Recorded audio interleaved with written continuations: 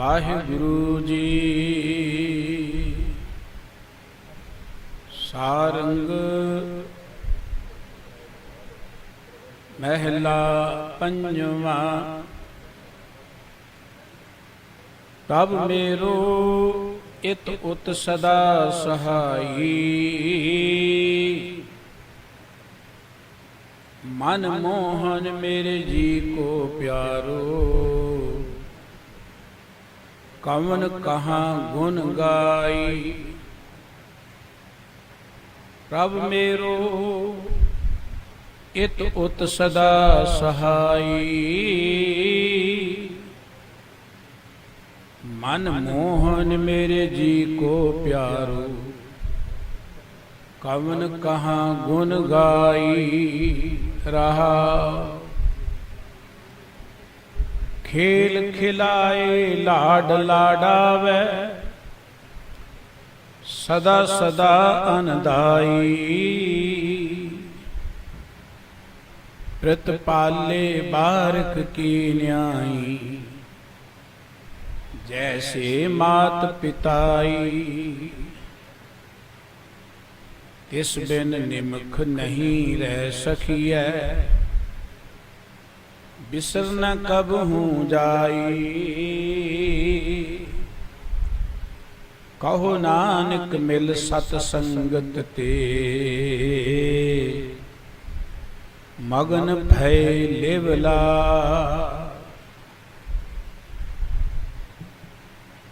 ਤਿਸ ਬਿਨ ਨਿਮਖ ਨਹੀਂ ਰਹਿ ਸਕੀਐ, ਬਿਸਰ ਨ ਕਬਹੂ ਜਾਈ। ਕਹੋ ਨਾਨਕ ਮਿਲ ਸਤ ਸੰਗਤ ਤੇ, ਮਗਨ ਭੈ ਲਿਵਲਾਈ। ਵਾਹਿਗੁਰੂ ਜੀ ਕਾ ਖਾਲਸਾ, ਵਾਹਿਗੁਰੂ ਜੀ ਕੀ ਫਤਿਹ। ਸਰਬ ਕਲਾ ਸਮਰੱਥ, ਜੁਗੋ ਜੁਗ ਅਟਲ, ਚਬਰ ਛਤਰ ਤਖਤ ਦੇ ਮਾਲਕ, ਜਹਰਾ ਜਹੂਰ ਅਤੇ ਹਾਜ਼ਰਾ ਹਜ਼ੂਰ ਸਤਿਗੁਰੂ ਸਾਹਿਬ ਸ੍ਰੀ ਗੁਰੂ ਗ੍ਰੰਥ ਸਾਹਿਬ ਜੀ ਦੀ ਪਾਵਨ ਪਵਿੱਤਰ ਹਜ਼ੂਰੀ ਵਿੱਚ ਸੁਭਾਇਮਾਨ ਪਰਮ ਸਤਿਕਾਰਯੋਗ ਗੁਰੂ ਰੂਪ ਖਾਲਸਾ ਵਾਹਿਗੁਰੂ ਜੀ ਦੀ ਬਖਸ਼ਿਸ਼ ਸਦਕਾ ਅੰਮ੍ਰਿਤ ਵੇਲੇ ਸਤਿਗੁਰੂ ਜੀ ਦੇ ਦਰਸ਼ਨ ਦੀਦਾਰ ਕਰਨ ਦਾ ਸੁਭਾਗ ਪ੍ਰਾਪਤ ਹੋਇਆ ਹੈ। ਗੁਰੂ ਕੀ ਪਾਵਨ ਹਜ਼ੂਰੀ ਵਿੱਚ ਬੈਠ ਕੇ ਗੁਰਬਾਣੀ ਕੀਰਤਨ ਦਾ ਆਨੰਦ ਆਪ ਜੀ ਨੇ ਮਾਣਿਆ।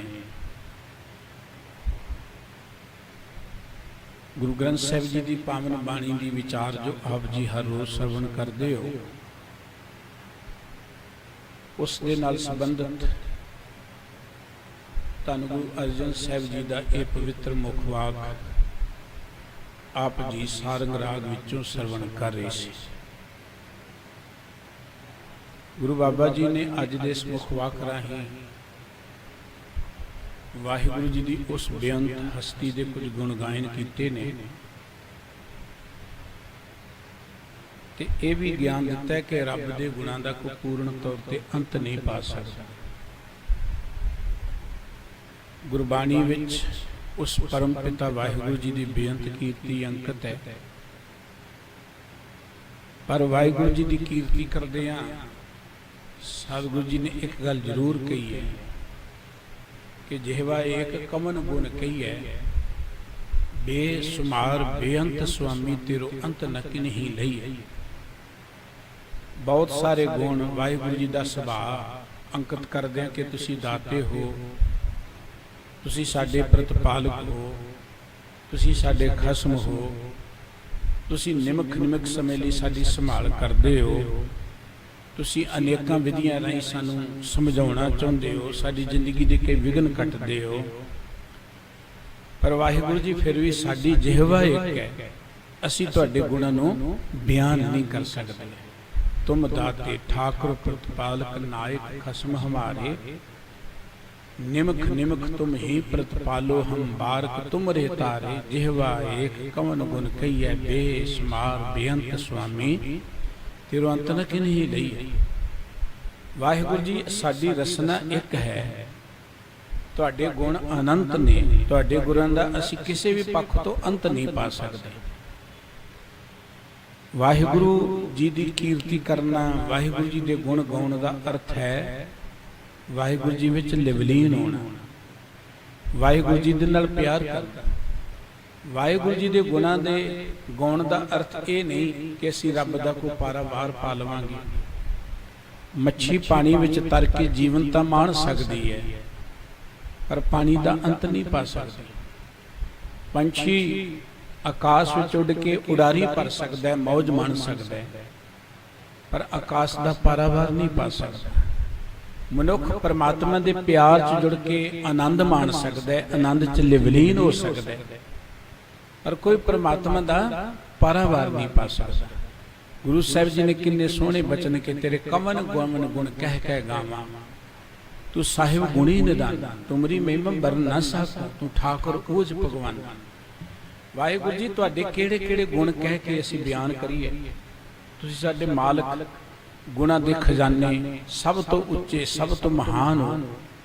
ਅਸੀਂ ਤੁਹਾਡੇ ਗੁਣਾਂ ਨੂੰ ਬਿਆਨ ਨਹੀਂ ਕਰ ਸਕਦੇ। ਸਤਿਗੁਰੂ ਨਾਨਕ ਸਾਹਿਬ ਜੀ ਮਹਾਰਾਜ ਦਾ ਸ਼੍ਰੀ ਰਾਗ 'ਚ ਇੱਕ ਪਵਿੱਤਰ ਮੁਖ ਵਾਕ ਹੈ ਕਿ ਜਿਹੜਾ ਪਰਮਾਤਮਾ ਹੈ ਨਾ, ਸਾਚਾ ਨਿਰੰਕਾਰ ਨਿਜ ਥਾਈ, ਉਹ ਸਦਾ ਕਾਇਮ ਰਹਿਣ ਵਾਲਾ ਪਰਮਾਤਮਾ ਆਪਣੇ ਘਰ 'ਚ ਬੜੇ ਆਨੰਦ 'ਚ ਹੈ, ਆਪਣੀ ਮੌਜ ਵਿੱਚ ਹੈ। ਪਰ ਜੇ ਅਸੀਂ ਚਾਹੀਏ ਕਿ ਕਿਸੇ ਤਰੀਕੇ ਨਾਲ ਉਹਦਾ ਅੰਤ ਪਾ ਲਈਏ, ਅੰਤ ਪਾਉਣ ਵਾਲਿਆਂ ਨੇ ਬੜਾ ਯਤਨ ਕੀਤਾ। ਕਈ ਸੋਚਦੇ ਨੇ ਕਿ ਲੰਮੀ ਉਮਰ ਹੋਏਗੀ, ਰੱਬ ਦੀ ਬਹੁਤੀ ਬੰਦਗੀ ਕਰਾਂਗੇ, ਅਸੀਂ ਰੱਬ ਦੇ ਬਹੁਤੇ ਤਪ ਕਰਾਂਗੇ ਤੇ ਸ਼ਾਇਦ ਪਰਮਾਤਮਾ ਦਾ ਅੰਤ ਪਾ ਲਈਏ। ਕੋਈ ਸੋਚਦਾ ਕਿ ਸ਼ਾਇਦ ਲਿਖ ਲਿਖ ਕੇ ਮੈਂ ਰੱਬ ਦੇ ਗੁਣਾਂ ਦਾ ਅੰਤ ਪਾ ਲਵਾਂਗਾ, ਜਾਂ ਕੋਈ ਰਿੱਧੀਆਂ ਸਿੱਧੀਆਂ ਦੇ ਰਾਹੀਂ ਮੈਂ ਰੱਬ ਦਾ ਕੋ ਅੰਤ ਪਾ ਲਵਾਂਗਾ।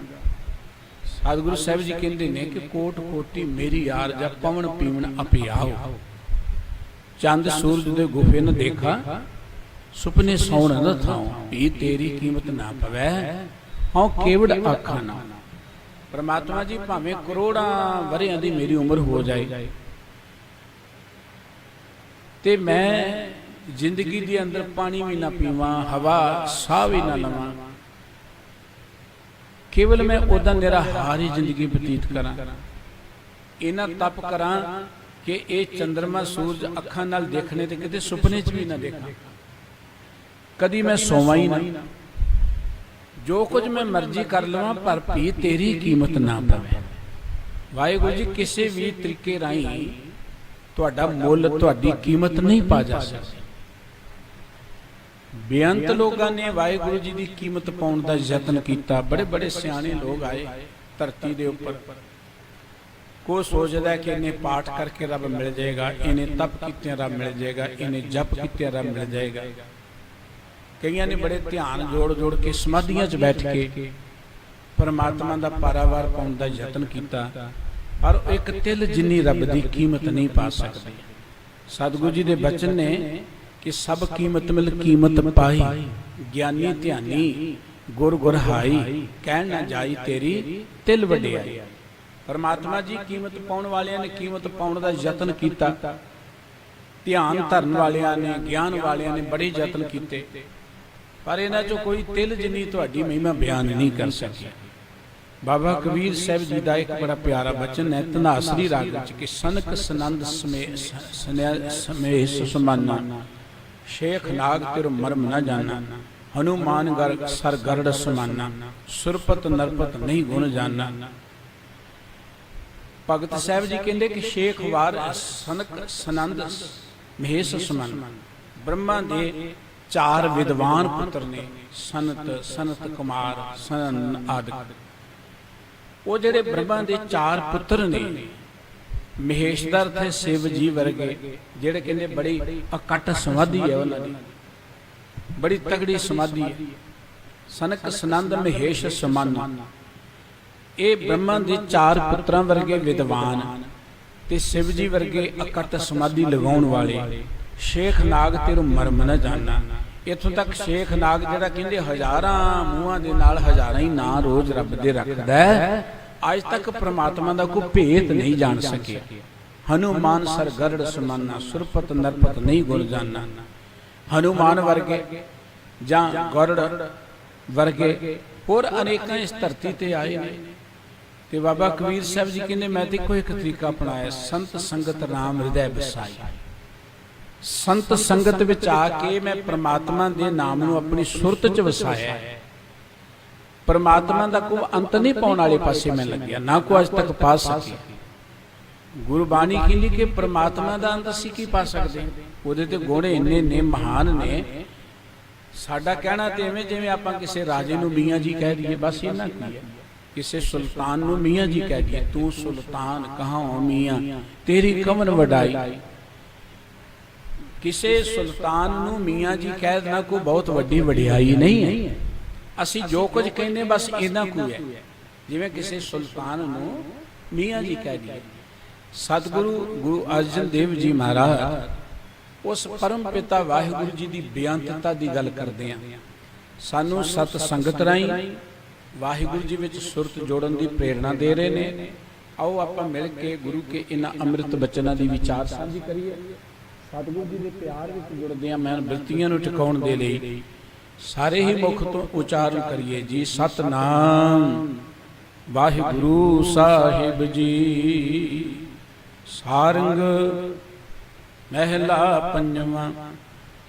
ਪ੍ਰਭ ਮੇਰੋ ਏ ਤੁਤ ਸਦਾ ਸਹਾਈ। ਗੁਰੂ ਸਾਹਿਬ ਜੀ ਦੇ ਇਹ ਪਾਵਨ ਬਚਨ ਸਤਿਗੁਰੂ ਜੀ ਦੇ ਪਾਵਨ ਅੰਕ 1213 ਤੇ ਅੰਕਿਤ ਨੇ। ਸਾਹਿਬ ਕਹਿੰਦੇ ਨੇ ਕਿ ਪ੍ਰਭ ਮੇਰੋ ਏ ਤੁਤ ਸਦਾ ਸਹਾਈ। ਸਾਡਾ ਉਹ ਪ੍ਰਮਾਤਮਾ, ਇਹ ਤਾਂ ਉਤ ਦਾ ਅਰਥ ਹੈ ਕਿ ਹਰ ਥਾਂ ਤੇ, ਇੱਥੇ ਉੱਥੇ ਹਰ ਥਾਂ ਤੇ ਰਖਵਾਲਾ ਹੈ, ਹਰ ਥਾਂ ਤੇ ਸਾਡਾ ਮਦਦਗਾਰ ਹੈ। ਹਲਤ ਪਲਤ ਵਿੱਚ ਉਹ ਸਾਡੇ ਨਾਲ ਹੈ, ਜਿੱਥੇ ਵੀ ਅਸੀਂ ਜਾਈਏ ਉਹ ਸਾਡੇ ਨਾਲ। ਸਦਾ ਅੰਗ ਸੰਗੇ ਅਭੰਗੰ ਕੂਤੀ, ਜੈ ਜੈ ਪੇਖੋ ਤੈ ਹਜੂਰ, ਦੂਰ ਕਤੁ ਨਾ ਜਾਈ। ਜਿੱਧਰ ਵੀ ਨਜ਼ਰ ਮਾਰਦੇ ਪ੍ਰਮਾਤਮਾ ਤੇ ਉੱਥੇ ਹਾਜ਼ਰ ਹਜੂਰ ਹੈ, ਉਹ ਕਦੀ ਦੂਰ ਨਹੀਂ ਹੈ। ਤੇ ਪ੍ਰਮਾਤਮਾ ਸਾਡਾ ਹਰ ਥਾਂ ਤੇ ਮਦਦਗਾਰ ਹੈ। ਸਹਾਈ ਦਾ ਅਰਥ ਸਹਾਇਕ ਹੈ, ਮਦਦਗਾਰ ਹੈ ਪ੍ਰਮਾਤਮਾ ਹਰ ਥਾਂ ਤੇ। ਮਨ ਮੋਹਨ ਮੇਰੇ ਜੀ ਕੋ ਪਿਆਰੋ, ਕਮਨ ਕਹਾਂ ਗੁਣ ਗਾਈ। ਸਤਿਗੁਰੂ ਜੀ ਕਹਿੰਦੇ ਉਹ ਪ੍ਰਮਾਤਮਾ ਦੇ ਗੁਣ ਮੈਂ ਕਿਹੜੇ ਬਿਆਨ ਕਰਾਂ, ਕਿੰਨੇ ਕੁ ਬਿਆਨ ਕਰਾਂ। ਉਹਦੀ ਸਭ ਤੋਂ ਵੱਡੀ ਵਡਿਆਈ ਇਹ ਹੈ ਕਿ ਉਹ ਹਰ ਥਾਂ ਤੇ ਹੀ ਮਦਦਗਾਰ ਬਣਦਾ ਹੈ। ਇਹ ਨਹੀਂ ਕਿ ਆਓ ਕਿਸੇ ਖਾਸ ਥਾਂ ਤੇ ਸਾਡੀ ਮਦਦ ਕਰ ਸਕਦੇ। ਦੁਨੀਆ ਦੇ ਜਿੰਨੇ ਵੱਡੇ ਵੱਡੇ ਲੋਕ ਨੇ, ਜਿਨ੍ਹਾਂ ਨੂੰ ਅਸੀਂ ਕਹਿੰਦੇ ਕਿ ਬੜੀ ਉਹਨਾਂ ਦੀ ਪਹੁੰਚ ਹੈ, ਜਾਂ ਬੜੇ ਕਰਾਮਾਤੀ ਨੇ, ਜਾਂ ਬੜੇ ਤਾਕਤ ਵਾਲੇ ਨੇ, ਉਹ ਹਰ ਵੇਲੇ ਹਰ ਥਾਂ ਤੇ ਕਿਸੇ ਦੇ ਮਦਦਗਾਰ ਨਹੀਂ ਬਣ ਸਕਦੇ।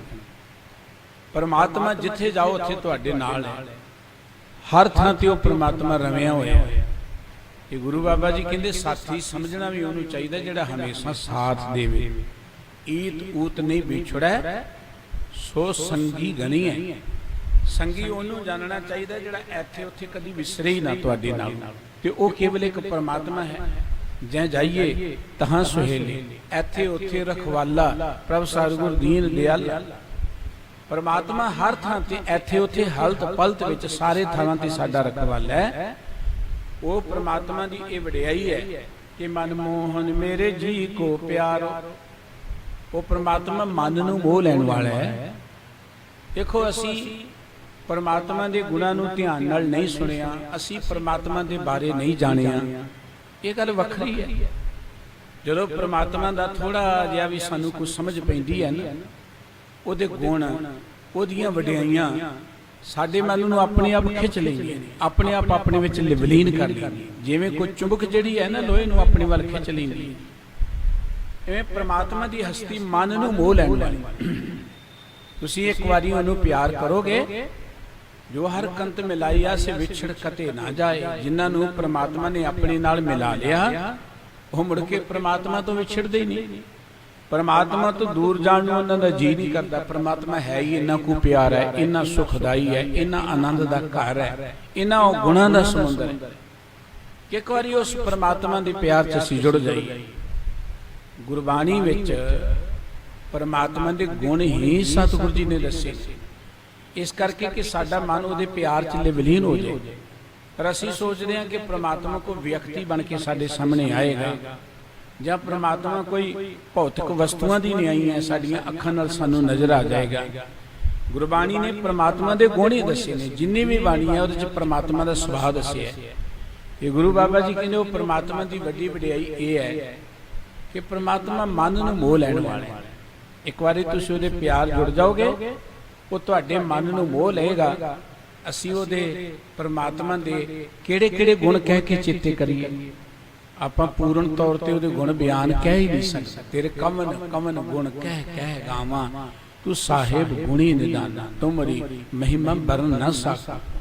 ਵਾਹਿਗੁਰੂ ਜੀ ਤੁਹਾਡੇ ਕਿਹੜੇ ਕਿਹੜੇ ਗੁਣ ਬਿਆਨ ਕਰੀਏ, ਉਹ ਤੇ ਅਨੰਤ ਗੁਣਾਂ ਦਾ ਸਮੁੰਦਰ ਹੈ।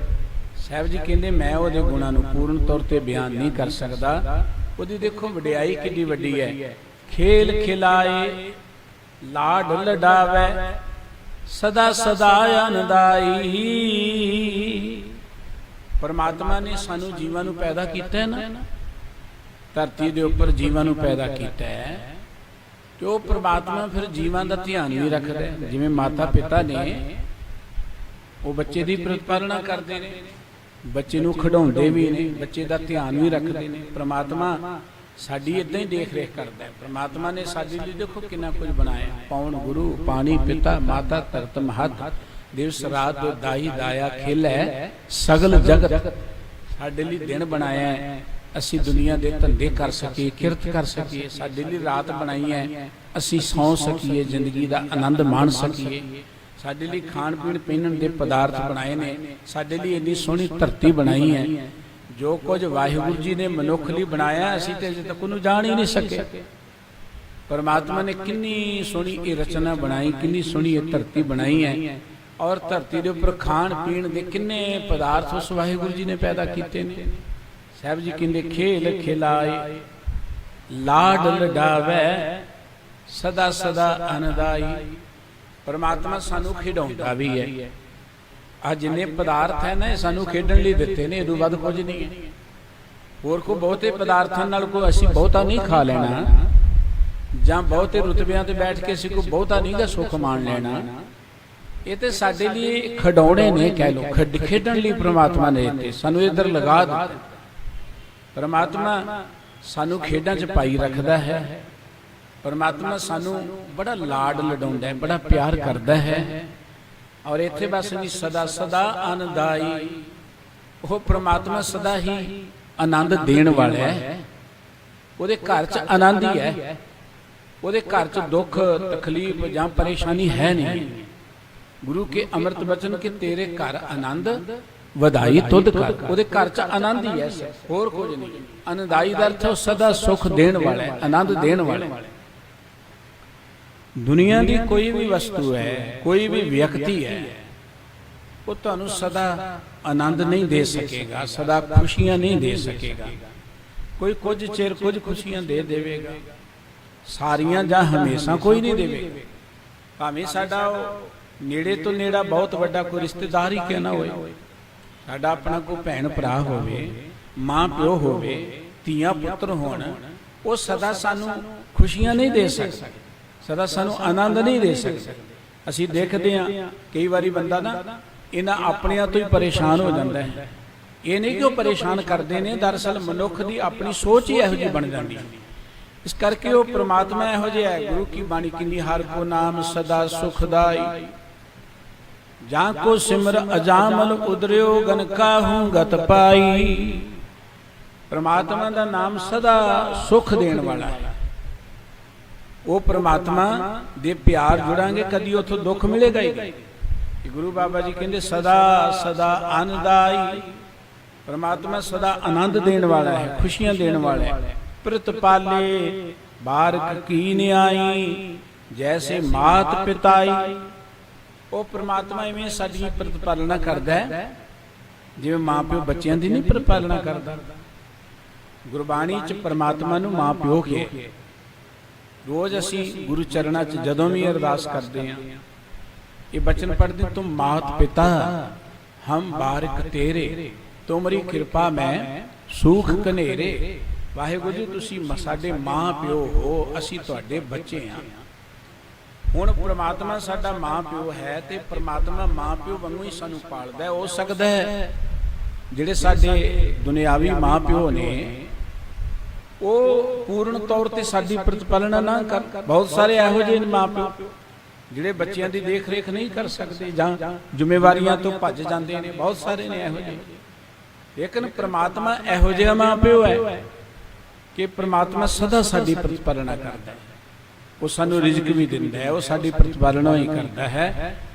ਗੁਰਬਾਣੀ ਇਹ ਗੱਲ ਕਹਿੰਦੀ, ਤੁਮ ਦਾਤੇ ਠਾਕੁਰ ਪ੍ਰਤਪਾਲਕ। ਪ੍ਰਤਪਾਲਕ ਦਾ ਅਰਥ ਹੀ ਹੈ ਉਹ ਸਾਡੀ ਹਰ ਤਰ੍ਹਾਂ ਕਰਕੇ ਪ੍ਰਤੀਪਾਲਣਾ ਕਰਦਾ ਹੈ।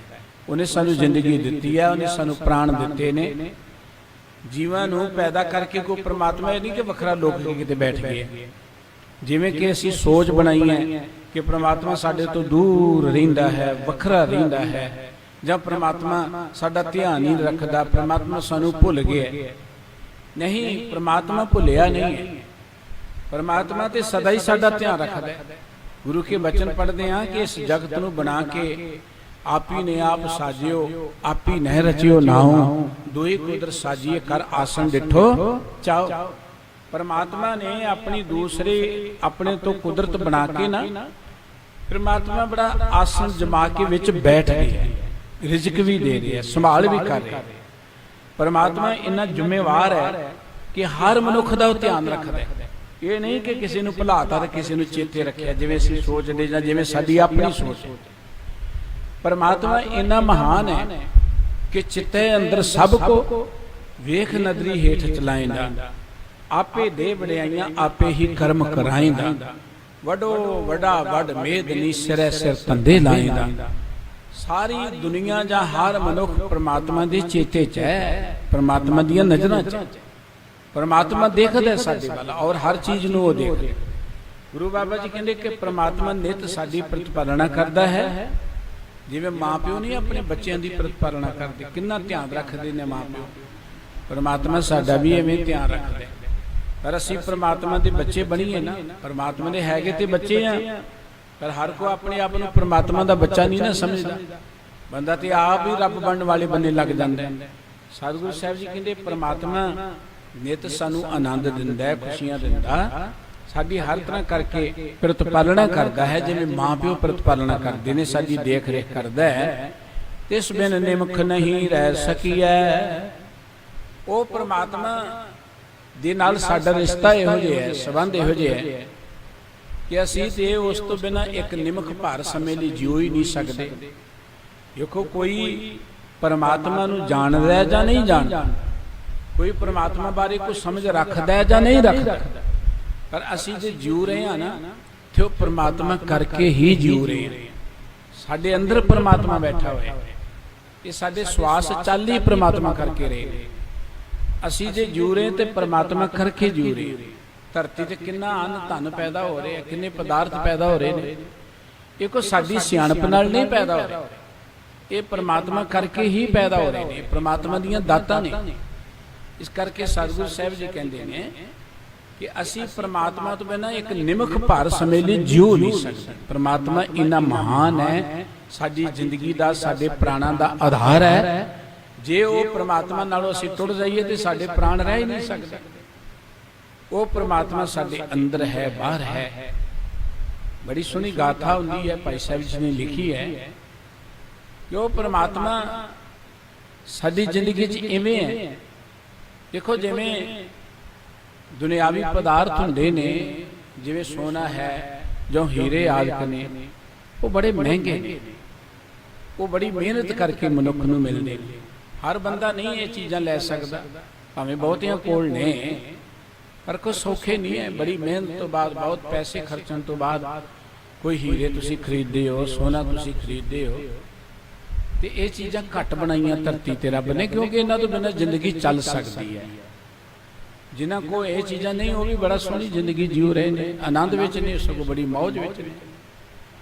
पर ये चीज़ां महंगियां ने, इन्हां नूं लैण लई बहुत पैसा खर्चना पैंदा। इन्हां तो ज़्यादा जरूरी अन्न है, सानूं भोजन है।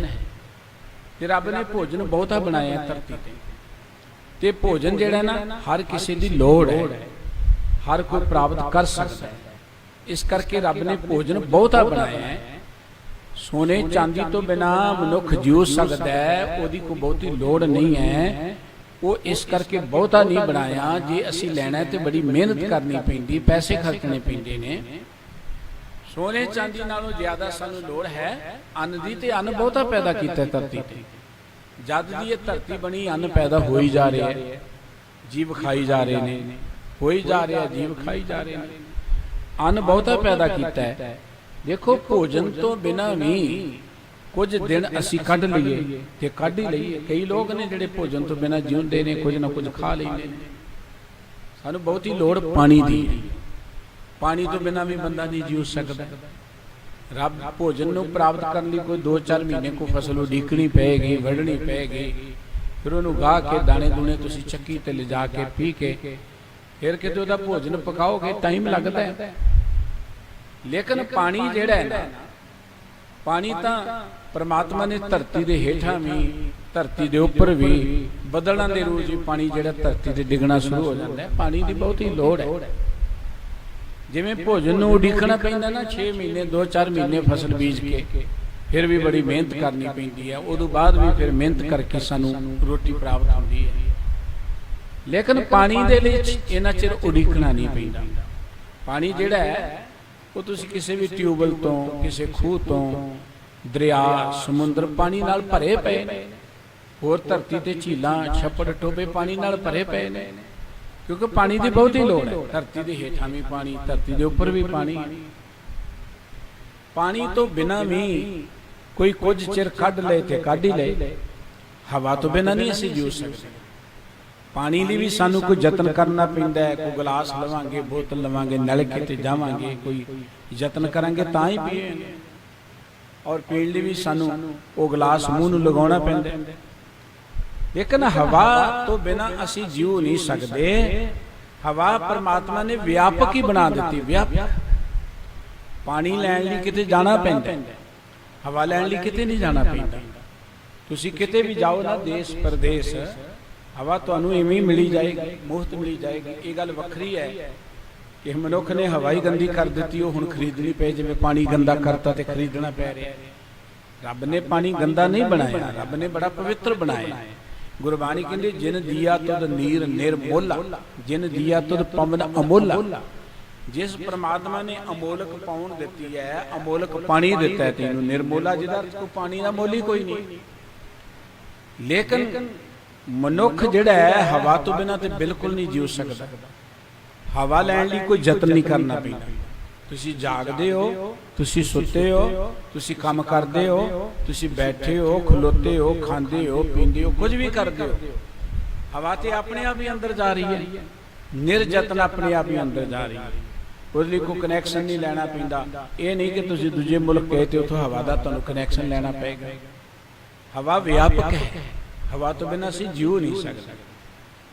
ਜਿਵੇਂ ਸੋਨੇ ਤੋਂ ਬਿਨਾਂ ਜੀਉ ਸਕਦੇ ਹਾਂ, ਭੋਜਨ ਦੀ ਜ਼ਿਆਦਾ ਲੋੜ ਹੈ। ਭੋਜਨ ਬਹੁਤ ਹੈ। ਭੋਜਨ ਤੋਂ ਬਿਨਾਂ ਵੀ ਕੁਝ ਚਿਰ ਜੀਉ ਲਈਏ ਪਾਣੀ ਦੀ ਬਹੁਤੀ ਲੋੜ। ਪਾਣੀ ਉਦੋਂ ਵੀ ਜ਼ਿਆਦਾ ਹੈ। ਪਾਣੀ ਤੋਂ ਬਿਨਾਂ ਵੀ ਕੁਝ ਜੀਉ ਲਈਏ, ਗੱਲ ਵੱਖਰੀ ਹੈ। ਪਰ ਅਸੀਂ ਹਵਾ ਤੋਂ ਬਿਨਾਂ ਨਹੀਂ ਜੀਉ ਸਕਦੇ। ਹਵਾ ਵਿਆਪਕ ਹੀ ਹੈ। ਹਵਾ ਨਿਰਯਤਨ ਸਾਡੇ ਅੰਦਰ ਜਾ ਰਹੀ ਹੈ। ਬਿਲਕੁਲ ਇਦਾਂ ਕੋ ਹਵਾ ਤੋਂ ਬਿਨਾਂ ਵੀ ਕੁਝ ਚਿਰ ਜੀਉ ਲੈ, ਪਰ ਪਰਮਾਤਮਾ ਤੋਂ ਬਿਨਾਂ ਨਹੀਂ ਜੀਉ ਸਕਦਾ। ਪਰਮਾਤਮਾ ਤੋਂ ਬਿਨਾਂ ਨਹੀਂ ਜੀਉ ਸਕਦਾ। ਕੋਈ ਬੰਦਾ ਕਹੇ ਮੈਂ ਪਰਮਾਤਮਾ ਤੋਂ ਬਿਨਾਂ ਜੀਉ ਲਵਾਂਗਾ।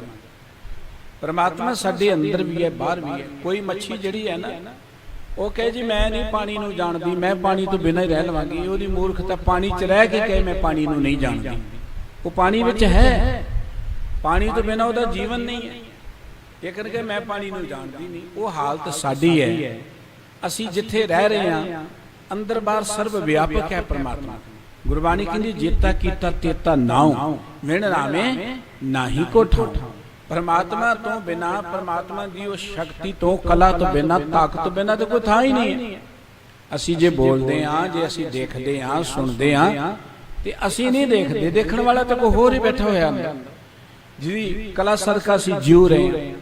ਤੇ ਗੁਰੂ ਬਾਬਾ ਜੀ ਕਹਿੰਦੇ ਉਹ ਪ੍ਰਮਾਤਮਾ ਦੇ ਨਾਮ ਤੋਂ ਬਿਨਾਂ ਅਸੀਂ ਇੱਕ ਘੜੀ, ਇੱਕ ਨਿਮਖ ਨਹੀਂ ਜਿਉ ਸਕਦੇ। ਤਿਸ ਬਿਨ ਨਿਮਖ ਨਹੀਂ ਰਹਿ ਸਕੀਐ। ਇੱਕ ਨਿਮਖ ਭਰ ਸਮੇਂ ਲਈ ਅਸੀਂ ਰਹਿ ਨਹੀਂ ਸਕਦੇ ਉਹਦੇ ਤੋਂ ਬਿਨਾਂ। ਜਦੋਂ ਉਹ ਸਾਡੇ ਅੰਦਰੋਂ ਨਿਕਲ ਗਿਆ ਉਦੋਂ ਹੀ ਅਸੀਂ ਮੁਰਦਾ ਕਰਾਰ ਦੇ ਦਿੱਤੇ ਜਾਵਾਂਗੇ। ਸਭ ਮੈਂ ਜੋਤ ਜੋਤ ਹੈ ਸੋਏ, ਤਿਸ ਦਾ ਚਾਨਣ ਸਭ ਮੈਂ ਚਾਨਣ ਹੋਏ। ਸਾਰਿਆਂ 'ਚ ਹੀ ਰੱਬ ਦੀ ਜੋਤ ਹੈ। ਜਿਸ ਜੋਤ ਸਦਕਾ ਅਸੀਂ ਦੇਖਦੇ ਹਾਂ, ਸੁਣਦੇ ਹਾਂ, ਬੋਲਦੇ ਹਾਂ, ਉਹ ਜੋਤ ਤੋਂ ਬਿਨਾਂ ਨਹੀਂ ਬੋਲ ਸਕਦੇ। ਉਸ ਪਰਮਾਤਮਾ ਦੀ ਇਸ ਜੋਤ ਤੋਂ ਬਿਨਾਂ, ਨੂਰ ਤੋਂ ਬਿਨਾਂ, ਪ੍ਰਾਣਾ ਤੋਂ ਬਿਨਾਂ ਅਸੀਂ ਇੱਕ ਛਿਨ ਵੀ ਜਿਉ ਨਹੀਂ ਸਕਦੇ। ਤੇ ਸਤਿਗੁਰੂ ਜੀ ਕਹਿੰਦੇ ਇਸ ਕਰਕੇ ਬਿਸਰ ਨਾ ਕਬ ਹੋ ਜਾਈ। ਉਸ ਪਰਮਾਤਮਾ ਨੂੰ ਤੇ ਕਦੀ ਭੁਲਾਉਣਾ ਹੀ ਨਹੀਂ ਚਾਹੀਦਾ। ਜਿਸ ਪਰਮਾਤਮਾ ਤੋਂ ਬਿਨਾਂ ਸਾਡੀ ਜ਼ਿੰਦਗੀ ਨਹੀਂ ਹੈ, ਇੱਕ ਛਿਨ ਅਸੀਂ ਜਿਉ ਨਹੀਂ ਸਕਦੇ, ਉਸ ਪਰਮਾਤਮਾ ਨੂੰ ਕਦੀ ਭੁਲਾਉਣਾ ਨਹੀਂ ਚਾਹੀਦਾ। ਇਹ ਠੀਕ ਹੈ ਕਿ ਪਰਮਾਤਮਾ ਤੋਂ ਬਿਨਾਂ ਸਾਡੀ ਜ਼ਿੰਦਗੀ ਨਹੀਂ ਹੈ। ਸਾਡੇ ਅੰਦਰ ਬਾਹਰ ਪਰਮਾਤਮਾ ਸਾਨੂੰ ਗਿਆਨ ਨਹੀਂ ਹੁੰਦਾ, ਉਸ ਪਰਮਾਤਮਾ ਕਰਕੇ ਅਸੀਂ ਜਿਉ ਰਹੇ ਹਾਂ। ਪਰ ਇਹ ਵੀ ਗੱਲ ਸੱਚ ਹੈ ਕਿ ਸਾਰੇ ਪਰਮਾਤਮਾ ਨੂੰ ਕੋਈ ਜਾਣਦੇ ਥੋੜੋ ਨੇ, ਜਾਂ ਸਾਰੇ ਪਰਮਾਤਮਾ ਨੂੰ ਕੋਈ ਚੇਤੇ ਥੋੜੋ ਕਰਦੇ ਨੇ। ਗੁਰੂ ਬਾਬਾ ਜੀ ਕਹਿੰਦੇ ਜਿਸ ਪਰਮਾਤਮਾ ਤੋਂ ਬਿਨਾਂ ਅਸੀਂ ਨਿਮਕ ਭਰ ਸਮੇਂ ਲਈ ਨਹੀਂ ਰਹਿ ਸਕਦੇ, ਬਿਸਰ ਨਾ ਕਬ ਹੋ ਜਾਈ, ਉਹ ਪਰਮਾਤਮਾ ਸਾਨੂੰ ਕਦੀ ਭੁੱਲਣਾ ਨਹੀਂ ਚਾਹੀਦਾ। ਉਸ ਪਰਮਾਤਮਾ ਨੂੰ ਸਦਾ ਚੇਤੇ ਰੱਖਣਾ ਚਾਹੀਦਾ। ਜੇ ਉਸ ਪਰਮਾਤਮਾ ਨੂੰ ਅਸੀਂ ਚੇਤੇ ਨਹੀਂ ਰੱਖਾਂਗੇ, ਜਿਨੇ ਇੰਨੀਆਂ ਵਡਿਆਈਆਂ ਸਾਨੂੰ ਦਿੱਤੀਆਂ ਨੇ, ਜਿਉ ਪਿੰਡ ਜਨ ਸਾਜਿਆ, ਦਿੱਤਾ ਪਹਿਨਣ ਖਾਂ, ਜਿਸ ਪਰਮਾਤਮਾ ਨੇ ਸਾਡੇ ਸਰੀਰ ਦੀ ਰਚਨਾ ਕੀਤੀ, ਇਹਦੇ ਵਿੱਚ ਜਿਉ ਜੀ ਆਤਮਾ ਪਾਈ, ਸਾਡੇ ਇਸ ਜ਼ਿੰਦਗੀ ਨੂੰ ਬਣਾ ਕੇ ਫਿਰ ਪਰਮਾਤਮਾ ਨੇ ਖਾਣ ਪੀਣ ਪਹਿਨਣ ਦੇ ਕਿੰਨੇ ਪਦਾਰਥ ਦਿੱਤੇ ਨੇ। ਇਹ ਨਹੀਂ ਕਿ ਬਣਾ ਕੇ ਲਾਂਭੇ ਹੋ ਗਏ। ਉਹ ਵਾਹਿਗੁਰੂ ਕਰਤਾ ਪੁਰਖ ਹੈ। ਕਰਤਾ ਮੈਨਾਂ ਜਗਤ ਨੂੰ ਬਣਾਉਣ ਵਾਲਾ। ਕਰਤੇ ਤੇ ਹੋਰ ਵੀ ਬੜੇ ਨੇ। ਕਿਸੇ ਵੀ ਚੀਜ਼ ਨੂੰ ਬਣਾਉਣ ਵਾਲਾ ਕੋਈ ਵਿਅਕਤੀ ਉਹਦਾ ਕਰਤਾ ਕਿਹਾ ਜਾਏਗਾ। ਫਰਨੀਚਰ ਨੂੰ ਬਣਾਉਣ ਵਾਲਾ ਫਰਨੀਚਰ ਦਾ ਕਰਤਾ ਹੈ, ਮਕਾਨ ਨੂੰ ਬਣਾਉਣ ਵਾਲਾ ਮਕਾਨ ਦਾ ਕਰਤਾ ਹੈ। ਅਰੇ ਜਿਹੜੇ ਦੁਨੀਆ 'ਚ ਕਿਰਤ ਕਰਨ ਵਾਲੇ ਨੇ, ਇਹ ਕੰਮ ਕਰਕੇ ਆਪਣੀ ਕਿਰਤ ਨਾਲੋਂ ਫਿਰ ਲਾਂਭੇ ਹੋ ਜਾਂਦੇ ਨੇ। ਫਰਨੀਚਰ ਬਣਿਆ, ਫਰਨੀਚਰ ਕਿਤੇ ਚਲੇ ਗਿਆ, ਕਾਰੀਗਰ ਕਿਤੇ ਚਲਿਆ ਗਿਆ। ਲੇਕਿਨ ਪਰਮਾਤਮਾ ਜੋ ਹੈ ਉਹ ਕਰਤਾ ਪੁਰਖ ਹੈ, ਕਰਤਾ ਵੀ ਹੈ, ਜਗਤ ਨੂੰ ਕਰਨ ਵਾਲਾ ਵੀ ਹੈ। ਤੇ ਜਗਤ ਨੂੰ ਕਰਨ ਤੋਂ ਬਾਅਦ ਪੁਰਖ ਦਾ ਅਰਥ ਹੁੰਦਾ ਵਿਆਪਕ, ਰਮਿਆ ਹੋਇਆ, ਹਰ ਥਾਂ ਤੇ ਉਹ ਬੈਠਾ ਹੋਇਆ ਪਰਮਾਤਮਾ। ਗੁਰੂ ਬਾਬਾ ਜੀ ਕਹਿੰਦੇ ਉਹ ਪਰਮਾਤਮਾ ਸਾਰੇ ਥਾਵਾਂ ਤੇ ਬੈਠਾ ਹੈ। ਉਸ ਪਰਮਾਤਮਾ ਤੋਂ ਬਿਨਾਂ ਤੇ ਅਸੀਂ ਕਦੀ ਜਿਉ ਨਹੀਂ ਸਕਦੇ, ਉਹਨੂੰ ਕਦੀ ਭੁਲਾਉਣਾ ਨਹੀਂ ਚਾਹੀਦਾ।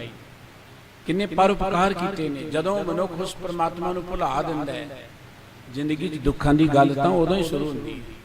ਸਤਿਗੁਰੂ ਜੀ ਦੇ ਬਚਨ ਕਿ ਦੇਨਹਾਰ ਪ੍ਰਭ ਛੋੜ ਕੇ ਲੱਗ ਆਨ ਸੁਆਏ, ਨਾਨਕ ਕਹੋ ਨਾ ਸੀਜੇ ਬਿਨ ਨਾਮੈ ਪਤ ਜਾਏ। ਉਸ ਦਾਤੇ ਨੂੰ ਭੁਲਾ ਕੇ ਜਦੋਂ ਹੋਰ ਨਾ ਸਵਾਰਥਾਂ 'ਚ ਬੰਦਾ ਲੱਗ ਜਾਂਦਾ, ਸਤਿਗੁਰੂ ਜੀ ਕਹਿੰਦੇ ਸਫਲਤਾ ਕਿਤੇ ਨਹੀਂ ਮਿਲਦੀ। ਸਫਲਤਾ ਦਾ ਅਰਥ ਇਹ ਹੈ ਕਿ ਮੈਂ ਸੋਚਾਂ ਕਿ ਮੇਰੇ ਕੋਲ ਧਨ ਹੋਏਗਾ ਤੇ ਧਨ ਨਾਲ ਹੀ ਮੈਨੂੰ ਸੁੱਖ ਮਿਲ ਜਾਏਗਾ। ਧਨ ਭਾਵੇਂ ਆ ਜਾਏ ਪਰ ਸੁੱਖ ਨਹੀਂ ਹੈਗਾ। ਜਿਸ ਕੰਮ ਲਈ ਧਨ ਲਿਆਂਦਾ ਉਹ 'ਚ ਸਫਲਤਾ ਨਹੀਂ ਮਿਲੇਗੀ, ਸੁੱਖ ਨਹੀਂ ਮਿਲੇਗਾ। ਮੈਂ ਸੋਚਦਾ ਕਿ ਰੁਤਬਾ ਹੋਣਾ ਚਾਹੀਦਾ, ਭਾਵੇਂ ਹੇਰਾ ਫੇਰੀ ਝੂਠ ਝਾੜ ਬੋਲ ਕੇ ਧੱਕੇ ਦੇ ਨਾਲ ਡਾਂਗ ਦੇ ਨਾਲ ਲੈ ਲਵਾਂ, ਸੁੱਖ ਮਿਲੇਗਾ। ਲੈ ਲੋਗੇ ਤੁਸੀਂ ਰੁਤਬਾ। ਬੜੇ ਨੇ ਲੋਕ ਰੁਤਬਿਆਂ ਤੇ ਬੈਠੇ ਹੋਏ, ਬੜੇ ਝੂਠ ਬੋਲ ਕੇ ਲੋਕਾਂ ਨੂੰ ਗੁੰਮਰਾਹ ਕਰਕੇ ਲੋਕੀ ਵੱਡੀਆਂ ਪਦਵੀਆਂ ਤੇ ਚਲੇ ਜਾਂਦੇ ਨੇ, ਗਏ ਹੋਏ ਨੇ ਬੜੇ। ਪਰ ਜਿਸ ਮਕਸਦ ਲਈ ਰੁਤਬੇ ਲਏ ਨੇ ਕਿ ਸੁੱਖ ਮਿਲੇਗਾ, ਉਹ ਨਹੀਂ ਮਿਲੇਗਾ। ਉਹ ਸੁੱਖ ਕਦੋਂ ਮਿਲਣਾ ਹੈ? ਜਦੋਂ ਅਸੀਂ ਪਰਮਾਤਮਾ ਦੇ ਪਿਆਰ ਜੁੜਾਂਗੇ। ਪਰ ਸਤਿਗੁਰੂ ਜੀ ਕਹਿੰਦੇ ਜਦੋਂ ਪਰਮਾਤਮਾ ਨੂੰ ਭੁਲਾ ਕੇ ਹੋਰ ਬੰਨੇ ਲੱਗਦੇ ਆ, ਪਰਮਾਤਮਾ ਨਾਲੋਂ ਟੁੱਟਣ ਕਰਕੇ ਸਾਡੀ ਵਡਿਆਈ ਖਤਮ ਹੁੰਦੀ ਹੈ, ਸਾਡੀ ਇੱਜ਼ਤ ਗਵਾ ਜਾਂਦੀ ਹੈ। ਇਹ ਵਡਿਆਈ ਪਦਾਰਥਾਂ ਨਾਲ ਨਹੀਂ ਬਣਦੀ, ਇਹ ਵਡਿਆਈ ਬਣਦੀ ਹੈ ਉਸ ਪਰਮਾਤਮਾ ਦੇ ਪਿਆਰ ਵਿੱਚ ਜੁੜ ਕੇ। ਸਤਿਗੁਰੂ ਸਾਹਿਬ ਜੀ ਨੇ ਸੁਖਮਨੀ ਸਾਹਿਬ ਜੀ ਚਿਕਤਾਂ ਦੇ ਬਚਨ ਕੇ ਉਹ ਬੰਦਿਆ ਉਸ ਪਰਮਾਤਮਾ ਦੇ ਪਰਉਪਕਾਰਾਂ ਨੂੰ ਚੇਤੇ ਕਰਿਆ ਕਰ। ਦੇਖ ਤੇਰਾ ਕਿੰਨਾ ਸੋਹਣਾ ਸਰੂਪ ਉਹਨੇ ਬਣਾਇਆ, ਤੇਰਾ ਮੁੱਢ ਕੀ ਸੀ, ਤੈਨੂੰ ਕਿੰਨਾ ਸੁੰਦਰ ਸਰੂਪ ਬਣਾਤਾ, ਕਿੰਨੀ ਸੋਹਣੀ ਤੇਰੀ ਘਾਟ ਘੜ ਦਿੱਤੀ ਹੈ। ਤੇਰੀ ਮਾਤਾ ਕਿ ਉਹਦੇ 'ਚ ਤਾਂ ਪ੍ਰਤਪਾਲਣਾ ਕੀਤੀ ਪਰਮਾਤਮਾ ਨੇ, ਇਸ ਧਰਤੀ ਤੇ ਆਉਂਦਿਆਂ ਤੈਨੂੰ ਅੰਮ੍ਰਿਤ ਵਰਗਾ ਦੁੱਧ ਪਿਆਇਆ ਹੈ। ਜਵਾਨੀ 'ਚ ਖਾਣ ਪੀਣ ਪਹਿਨਣ ਦੇ ਸੁੱਖ ਦਿੱਤੇ ਨੇ, ਬਿਰਧ ਅਵਸਥਾ ਤੇਰੇ ਸੇਵਾ ਦੇ ਲਈ ਧੀਆਂ ਪੁੱਤਰ ਤੈਨੂੰ ਦੇਤੇ, ਹੋਰ ਪਦਾਰਥ ਤੈਨੂੰ ਦੇ ਦਿੱਤੇ ਨੇ। ਉਸ ਪਰਮਾਤਮਾ ਦੇ ਗੁਣ ਚੇਤੇ ਕਰਿਆ ਕਰ। ਗੁਰਬਾਣੀ ਕਹਿੰਦੀ ਰਾਮਈਆ ਕੇ ਗੁਣ ਚੇਤ ਪੁਰਾਨੀ, ਕਮਨ ਮੂਲ ਤੇ ਕਮਨ ਦ੍ਰਿਸ਼ਟਾਨੀ। ਜਿਨ ਤੂੰ ਸਾਜ ਸਵਾਰ ਸ਼ਿੰਗਾਰਿਆ, ਗਰਭ ਅਗਨ ਮੈਂ ਜਿਨੇ ਉਭਾਰਿਆ। ਬਾਰ ਵਿਵਸਥਾ ਤੁਝੇ ਪਿਆਰੇ ਦੂਤ, ਪਰ ਜੋ ਮਨ ਭੋਜਨ ਸੁਖ ਸੂਤ। ਬਿਰਧ ਭਇਆ ਉਪਰ ਸਾਕ ਸੈਨ, ਮੁਖ ਪਿਆਓ ਬੈਠ ਕੋ ਦੈਨ। ਸਤਿਗੁਰੂ ਜੀ ਕਹਿੰਦੇ ਬੁੱਢੇ ਬਾਰੇ ਦੀ ਧੀਆਂ ਪੁੱਤਰ ਹੋਰ ਰਿਸ਼ਤੇਦਾਰ ਤੇਰੇ ਲਈ ਬਣਾ ਦਿੱਤੇ, ਜਿਹੜੇ ਬੈਠਿਆਂ ਹੀ ਤੇਰੀ ਸੇਵਾ ਕਰ, ਬੈਠਿਆਂ ਤੇਰੀ ਦੇਖ ਰੇਖ ਕਰ। ਪਰ ਇੰਨੀਆਂ ਦਾਤਾਂ ਜਿਸ ਪਰਮਾਤਮਾ ਨੇ ਦਿੱਤੀਆਂ ਨੇ, ਮਨੁੱਖ ਉਸ ਪਰਮਾਤਮਾ ਨੂੰ ਜਾਣਦਾ ਹੀ ਨਹੀਂ ਹੈ। ਇਹ ਨਿਰਗੁਣ ਗੁਣ ਕਛੂ ਨ ਬੂਝੈ, ਬਖਸ਼ ਲਿਓ ਤੋ ਨਾਨਕ ਸੀਜੈ। ਸਤਿਗੁਰੂ ਜੀ ਕਹਿੰਦੇ ਬੰਦਾ ਬੜਾ ਨਿਰਗੁਣ ਹੈ, ਭਾਵ ਅਕਿਰਤ ਕਾਣ ਹੈ। ਇਹ ਰੱਬ ਦੇ ਨਾ ਪਰਉਪਕਾਰਾਂ ਨੂੰ ਜਾਣਦਾ ਹੀ ਨਹੀਂ। ਬੰਦਾ ਤੇ ਕਹਿੰਦਾ ਕਿਹੜੇ ਰੱਬ ਦੀ ਗੱਲ ਕਰਦੇ, ਮੈਂ ਨਹੀਂ ਜਾਣਦਾ ਕਿਸੇ ਰੱਬ ਨੂੰ। ਰੱਬ ਹੈ ਕੀ ਚੀਜ਼? ਉਹਨੂੰ ਤੁਸੀਂ ਰੱਬ ਕਹਿ ਲਓ, ਉਹਨੂੰ ਤੁਸੀਂ ਪਰਮ ਹਸਤੀ ਕਹਿ ਲਓ, ਉਹਨੂੰ ਤੁਸੀਂ ਵਾਹਿਗੁਰੂ ਕਹਿ ਲਓ, ਉਹਨੂੰ ਕੁਝ ਵੀ ਕਹਿ ਲਓ, ਉਹਨੂੰ ਤੁਸੀਂ ਸੁਪਰ ਪਾਵਰ ਕਹਿ ਲਓ। ਉਸ ਸੁਪਰ ਪਾਵਰ ਤੋਂ ਬਿਨਾਂ ਕੋਈ ਜ਼ਿੰਦਗੀ 'ਚ ਚੀਜ਼ ਹੋ ਹੀ ਨਹੀਂ ਸਕਦੀ। ਇਸ ਕਰਕੇ ਗੁਰੂ ਬਾਬਾ ਜੀ ਕਹਿੰਦੇ ਨੇ ਕਿ ਉਹ ਪਰਮਾਤਮਾ ਜਿਹੜਾ ਹੈ ਨਾ, ਉਹਦੇ ਕਿਹੜੇ ਕਿਹੜੇ ਗੁਣ ਤੁਸੀਂ ਬਿਆਨ ਕਰੋਗੇ। ਸਾਡੇ 'ਚ ਇੰਨੀ ਸਮਰੱਥਾ ਨਹੀਂ ਹੈ ਕਿ ਅਸੀਂ ਪਰਮਾਤਮਾ ਦੇ ਗੁਣ ਬਿਆਨ ਕਰੀਏ। ਬਾਕੀ ਇੱਕ ਗੱਲ ਜ਼ਰੂਰ ਹੈ ਕਿ ਉਸ ਪਰਮਾਤਮਾ ਤੋਂ ਬਿਨਾਂ ਅਸੀਂ ਨਿਮਕ ਭਰ ਸਮੇਂ ਲਈ ਨਹੀਂ ਰਹਿ ਸਕਦੇ। ਉਸ ਪਰਮਾਤਮਾ ਨੂੰ ਕਦੀ ਭੁਲਾਉਣਾ ਨਹੀਂ ਚਾਹੀਦਾ, ਉਹਨੂੰ ਸਦਾ ਚੇਤੇ ਰੱਖਣਾ ਚਾਹੀਦਾ। ਉਹ ਸਾਨੂੰ ਆਨੰਦ ਹੀ ਦਿੰਦਾ ਹੈ। ਜੇ ਸਾਡੀ ਜ਼ਿੰਦਗੀ 'ਚ ਆਨੰਦ ਨਹੀਂ ਹੈ, ਖੁਸ਼ੀਆਂ ਨਹੀਂ ਹੈ, ਤੇ ਉਹਦਾ ਕਾਰਨ ਇਹ ਨਹੀਂ ਕਿ ਪਰਮਾਤਮਾ ਨਹੀਂ ਖੁਸ਼ੀਆਂ ਦੇ ਰਿਹਾ। ਪਰਮਾਤਮਾ ਨੇ ਤੇ ਜ਼ਿੰਦਗੀ ਖੁਸ਼ੀਆਂ ਮੰਨਣ ਲਈ ਦਿੱਤੀ ਹੈ। ਉਹਦਾ ਕਾਰਨ ਕਿ ਅਸੀਂ ਪਰਮਾਤਮਾ ਨਾਲੋਂ ਹੀ ਟੁੱਟ ਗਏ, ਅਸੀਂ ਪਰਮਾਤਮਾ ਨੂੰ ਭੁਲਾ ਦਿੱਤਾ। ਤੇ ਪਰਮਾਤਮਾ ਨਾਲੋਂ ਟੁੱਟਣ ਕਰਕੇ ਹਾਲਤ ਪਤਾ ਕੀ ਹੁੰਦੀ ਹੈ? ਸਤਿਗੁਰੂ ਜੀ ਨੇ ਗੁਰਬਾਣੀ 'ਚ ਬੜੀਆਂ ਸੋਹਣੀਆਂ ਪਿਆਰੀਆਂ ਉਦਾਹਰਨਾਂ ਸਾਡੀ ਜ਼ਿੰਦਗੀ 'ਚੋਂ ਦੇ ਕੇ ਸਾਨੂੰ ਸਮਝਾਉਣ ਦਾ ਯਤਨ ਕੀਤਾ। ਆ ਰੱਕੜ ਜੇ ਥਾਵਾਂ ਤੇ ਕਿਤੇ ਨਹਿਰਾਂ ਦੇ ਕੰਢੇ ਚਲੇ ਜਾਓ, ਹੋਰ ਖਾਲੀ ਥਾਂ ਪਏ ਹੁੰਦੇ ਨੇ, ਹੁਣ ਤਾਂ ਚਲੋ ਖਤਮ ਹੀ ਹੋਈ ਜਾਂਦੇ ਨੇ, ਉੱਥੇ ਅੱਕ ਦਾ ਬੂਟਾ ਹੋ ਗਿਆ ਹੁੰਦਾ। ਅੱਕ ਦੇ ਬੂਟੇ ਨੂੰ ਨਾ ਇੱਕ ਅੰਬ ਵਰਗਾ ਫਲ ਲੱਗਦਾ, ਅੰਬ ਦੇ ਆਕਾਰ ਦਾ, ਰੰਗ ਕਰਕੇ ਅੰਬ ਵਰਗਾ। ਉਹਨੂੰ ਖੱਖੜੀਆਂ ਕਹਿੰਦੇ ਨੇ, ਆਪੋ ਆਪਣੀ ਬੋਲੀ ਹੈ। ਗੁਰਬਾਣੀ ਨੇ ਖੱਖੜੀਆਂ ਕਿਹਾ। ਉਹ ਖੱਖੜੀਆਂ ਜਿੰਨਾ ਚਿਰ ਅੱਕ ਦੀ ਡਾਲੀ ਨਾਲ ਲੱਗੀਆਂ ਰਹਿਣ, ਬੜੀਆਂ ਸੁੰਦਰ ਲੱਗਦੀਆਂ ਨੇ, ਪਿਆਰੀਆਂ ਲੱਗਦੀਆਂ ਨੇ। ਪਰ ਜਦੋਂ ਕਾਰਨਵਸ ਅੱਕ ਦੀ ਡਾਲੀ ਨਾਲੋਂ ਟੁੱਟ ਜਾਣ, ਕਈ ਵਾਰੀ ਬੱਚੇ ਤੋੜ ਦਿੰਦੇ ਨੇ, ਕੋਈ ਹੋਰ ਕਾਰਨ ਬਣ ਜਾਂਦਾ, ਫਿਰ ਉਹਦੇ ਚੋਂ ਨਾ ਨਿੱਕੇ ਨਿੱਕੇ ਰੂਹ ਦੇ ਤੁੰਬੇ ਜੇ ਨਿਕਲਦੇ। ਉਹ ਰੂਹ ਥੋੜਾ ਥੋੜਾ ਹੋ ਕੇ ਨਾ ਉੱਡ ਜਾਂਦਾ, ਉਹ ਰੂਹ ਜਿਹੜਾ ਖਾਲੀ ਹੋ ਜਾਂਦੀਆਂ ਉਹ ਖੱਖੜੀਆਂ। ਸਤਿਗੁਰੂ ਜੀ ਕਹਿੰਦੇ ਜਿੰਨਾ ਚਿਰ ਪਰਮਾਤਮਾ ਨਾਲ ਜੁੜੇ ਰਵਾਂਗੇ, ਜਿਵੇਂ ਇਹ ਖੱਖੜੀਆਂ ਆਪਣੀ ਡਾਲੀ ਨਾਲ ਜੁੜੀਆਂ ਰਹੀਆਂ ਤੇ ਹਰੀਆਂ ਰਹੀਆਂ, ਸੋਹਣੀਆਂ ਰਹੀਆਂ, ਵਧੀਆ ਰਹੀਆਂ, ਜਦੋਂ ਟੁੱਟੀਆਂ ਖੇਰੂ ਖੇਰੂ ਬਣ ਕੇ ਉੱਡ ਗਈਆਂ। ਜਿੰਨਾ ਚਿਰ ਅਸੀਂ ਪਰਮਾਤਮਾ ਨਾਲ ਜੁੜੇ ਰਵਾਂਗੇ, ਉਹਨਾਂ ਚਿਰ ਅਸੀਂ ਆਨੰਦ 'ਚ ਰਵਾਂਗੇ, ਸੋਹਣੇ ਰਵਾਂਗੇ। ਪਰ ਜਦੋਂ ਪਰਮਾਤਮਾ ਨਾਲੋਂ ਟੁੱਟੇ, ਸਾਡੀ ਜ਼ਿੰਦਗੀ 'ਚ ਚਿੰਤਾ ਦੀ ਕਈ ਤੂੰਬੇ ਪੈਦਾ ਹੋ ਜਾਣਗੇ, ਚਿੰਤਾਵਾਂ ਪੈਦਾ ਹੋ ਜਾਣੀਆਂ, ਫਿਕਰ ਪੈਦਾ ਹੋ ਜਾਣਗੇ। ਗੁਰੂ ਕੇ ਬਚਨ ਕੇ ਖੱਖੜੀਆਂ ਸੁਹਾਵੀਆਂ, ਲੱਗੜੀਆਂ ਅਕ ਕੰਠ, ਬਿਰਹਿ ਵਿਛੋੜਾ ਧਣੀ ਸਿਓ, ਨਾਨਕ ਸਹਿ ਸਹਿ ਗੰਠ। ਖੱਖੜੀਆਂ ਸੁਹਾਵੀਆਂ, ਜਿੰਨਾ ਚਿਰ ਖੱਖੜੀਆਂ ਅੱਕ ਦੇ ਕੰਠ ਨਾਲ ਲੱਗੀਆਂ ਰਹੀਆਂ, ਉਹ ਸੋਹਣੀਆਂ ਲੱਗਦੀਆਂ ਸੀ। ਪਰ ਜਦੋਂ ਅੱਕ ਨਾਲੋਂ ਟੁੱਟੀਆਂ, ਸਤਿਗੁਰੂ ਸਾਹਿਬ ਜੀ ਕਹਿੰਦੇ ਹਜ਼ਾਰਾਂ ਉਹਦੇ ਚੋਂ ਗੰਢਾਂ ਦੀਆਂ ਬਣੀਆਂ ਤੇ ਉੱਡ ਗਈਆਂ। ਜਦੋਂ ਮਨੁੱਖ ਪ੍ਰਮਾਤਮਾ ਨਾਲ ਟੁੱਟਦਾ, ਇਹਦੀ ਜ਼ਿੰਦਗੀ 'ਚ ਹਜ਼ਾਰਾਂ ਹੀ ਚਿੰਤਾਵਾਂ ਪੈਦਾ ਹੋ ਜਾਂਦੀਆਂ, ਹਜ਼ਾਰਾਂ ਫਿਕਰ ਪੈਦਾ ਹੋ ਜਾਂਦੀਆਂ। ਜਿੱਥੇ ਪ੍ਰਮਾਤਮਾ ਦੀ ਯਾਦ ਰਹੇਗੀ, ਪ੍ਰਮਾਤਮਾ ਦੀ ਸਿਫਤ ਸਦਾ ਰਹੇਗੀ, ਉੱਥੇ ਕੋਈ ਚਿੰਤਾ ਨਹੀਂ ਰਹੇਗੀ। ਤੁਰ ਕੀ ਬਾਣੀ ਆਈ, ਤਿਨ ਸਗਲੀ ਚਿੰਤ ਮਿਟਾਈ। ਬਾਣੀ ਦਾ ਅਰਥ ਰੱਬ ਦੀ ਸਿਫਤ ਸਲਾਹ। ਜਿੱਥੇ ਪ੍ਰਮਾਤਮਾ ਦੀ ਯਾਦ ਆ ਗਈ, ਉੱਥੋਂ ਸਾਰੀਆਂ ਚਿੰਤਾਵਾਂ ਮਿਟ ਗਈਆਂ। ਪਰ ਜਿੱਥੋਂ ਪ੍ਰਮਾਤਮਾ ਦੀ ਯਾਦ ਭੁੱਲ ਗਈ, ਜੈ ਤਨ ਬਾਣੀ ਵਿਸਰ ਜਾਏ, ਜਿਉ ਪੱਕਾ ਰੋਗੀ ਬਿਲ ਲਾਏ। ਜਿਸ ਹਿਰਦੇ ਚੋਂ ਬਾਣੀ ਵਿਸਰ ਗਈ, ਵਾਹਿਗੁਰੂ ਜੀ ਦੀ ਸਿਫਤ ਸਲਾਹ ਦੀ ਗੱਲ ਵਿਸਰ ਗਈ, ਉਹ ਬੰਦਾ ਤੇ ਇਵੇਂ ਤੜਫਦਾ ਜਿਵੇਂ ਕੋੜ ਦਾ ਰੋਗੀ ਤੜਫਦਾ। ਵਾਹਿਗੁਰੂ ਜੀ ਨੇ ਮਨੁੱਖ ਨੂੰ ਬਹੁਤ ਕੁਝ ਦਿੱਤਾ ਹੈ। ਅੱਜ ਧਰਤੀ ਤੇ ਆਪਾਂ ਦੇਖਦੇ, ਖਾਣ ਪੀਣ ਦੀ ਕਮੀ ਨਹੀਂ ਹੈ, ਪਹਿਨਣ ਦੀ ਕਮੀ ਨਹੀਂ ਹੈ, ਹੋਰ ਆਉਣ ਜਾਣ ਦੇ ਸਾਧਨਾਂ ਦੀ ਕਮੀ ਨਹੀਂ ਹੈ। ਬੜੀਆਂ ਸੁੱਖ ਸਹੂਲਤਾਂ ਮਨੁੱਖ ਦੇ ਕੋਲ ਆ ਗਈਆਂ ਨੇ। ਇਹ ਤੇ ਮਨੁੱਖ ਬੜਾ ਖੁਸ਼ ਰਹਿਣਾ ਚਾਹੀਦਾ, ਇਹਦੇ ਚਿਹਰੇ ਤੇ ਹਾਸਾ ਰਹਿਣਾ ਚਾਹੀਦਾ, ਕਿਉਂਕਿ ਪੂਰਬਲੇ ਸਮੇਂ ਨਾਲੋਂ ਅੱਜ ਮਨੁੱਖ ਦੇ ਕੋਲ ਜ਼ਿੰਦਗੀ ਦੀਆਂ ਲੋੜਾਂ ਪੂਰੀਆਂ ਕਰਨ ਲਈ ਸਾਧਨ ਬਹੁਤ ਨੇ। ਪਰ ਜਦੋਂ ਅਸੀਂ ਦੇਖਦੇ ਹਾਂ, ਕੋਈ ਭਾਗਾਂ ਵਾਲਾ ਪ੍ਰਾਣੀ ਹੈ ਜਿਹੜਾ ਪ੍ਰਸੰਨ ਹੈ, ਨਹੀਂ ਤੇ ਹਰ ਬੰਨੇ ਜਿੱਧਰ ਦੇਖੋ ਚਿਹਰੇ ਤੇ ਤਿਉੜੀਆਂ ਪਈਆਂ ਨੇ, ਬੰਦਾ ਗਮਗੀਨ ਨਜ਼ਰ ਆ ਰਿਹਾ, ਦੁਖੀ ਨਜ਼ਰ ਆ ਰਿਹਾ। ਉਹਦਾ ਕਾਰਨ ਇਹ ਹੈ ਕਿ ਮਨੁੱਖ ਟੁੱਟ ਗਿਆ ਉਸ ਪਰਮਾਤਮਾ ਨਾਲ। ਪਰਮਾਤਮਾ ਨਾਲ ਟੁੱਟਣ ਕਰਕੇ ਹਜ਼ਾਰਾਂ ਹੀ ਚਿੰਤਾਵਾਂ ਇਹਦੀ ਜ਼ਿੰਦਗੀ 'ਚ ਪੈਦਾ ਹੋ ਗਈਆਂ। सतगुरु नानक साहब जी ने एक होर बड़ी प्यारी उदाहरण दे के सानू समझाया। एक सरोवर की गल करते ने, सरोवर च पानी भरिया, बड़ा सुंदर बड़ा निर्मल जल, सरोवर दे विच कवल दे फुल ने, सरोवर के आसे पासे हरा हरा घाह है, फल बूटे ने, पंछियां ने रौनक लाई हुई है, सैलानी आउंदे ने जांदे ने, देख के आनंद माणदे ने। ते बाबा नानक जी फिर किते गए दोबारा, उस सरोवर सुक्या पिया सी, अंदरों ओदी जिहड़ी मिट्टी सी काली होई पई सी, उत्थे कोई हरियावल नहीं है, कोई रौनक नहीं, कोई आउण जाण नहीं है, उजाड़ पई है। सतगुरु जी उस सरोवर नूं पुछदियां समझाउंदियां गल साडी जीवां दी कर रहे ने कि साडी भी उस सरोवर वाली हालत है। गुरुदेव कहंदे पब्बर तू हरियावला कवला कंचन मन, सरोवर नूं कहंदे कि तू बड़ा सोहना सी, हरिया भरिया जिहा, कवला सोने वरगा तेरा शरीर, कवल दे सोने फुल सी, पर हुण कै दोखड़े सड़े होए, काली होई है देहुरी। गर्मियां दे दिनां च किसी छप्पड़ किसी सरोवर दा पानी सुक जाए ना, ये तो काली जी मिट्टी निकलती। सतगुरु जी कहते हुण की कारण है कि तू सड़ गया, सुख गया है, तेरा शरीर ही काला हो गया। क्योंकि सरोवर कहना नानक मैं तन भन, नानक जी मेरे शरीर विच कोई भंगन पै गई, रुकावट पै गई। वो रुकावट केड़ी सी कि जाना पानी ना लहां जैसे ती मेरा संग। मैनू ये पता है कि जिथों मैनू पानी मिलता सी ना, जिस सोमे तो पानी नहीं मिलता, वो पानी मिलना बंद हो गया। जित डिठे तन पर फड़े चढ़े चवगुण वन, जिस पानी नूं देख के मेरे ते खेड़ा हुंदा सी, मेरे ते हरियावल सी, मेरे ते चार गुना सोहना रंग हुंदा सी, वो पानी नहीं मैनू मिलता। पानी नालों टुट के सरोवर की हालत हो गई कि जदों असीं रब की सिफत सलाह नालों बाणी नालों टुटदे, मनुख की हालत भी यही हुंदी। मनुख बाहरों भावें देखण नूं सोहना होए, चंगा होए, बाहरों भावें उन्हें अपना ठाठ बाठ बनाया होए, पर जे अंदर रब की याद नहीं है तो अंदरों उजड़ जाएगा, अंदरों वो बर्बाद हो जाएगा।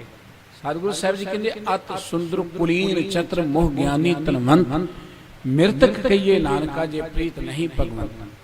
बड़ा चंगी कुलीन में ना चंगी कोल च पैदा होया होवे, बड़ा चतुर होवे, मुख तो बड़ियां ज्ञान दियां गल्लां करे, वो बड़ा धनवान होवे, पर मृतक कहिए नानका जे प्रीत नहीं भगवंत।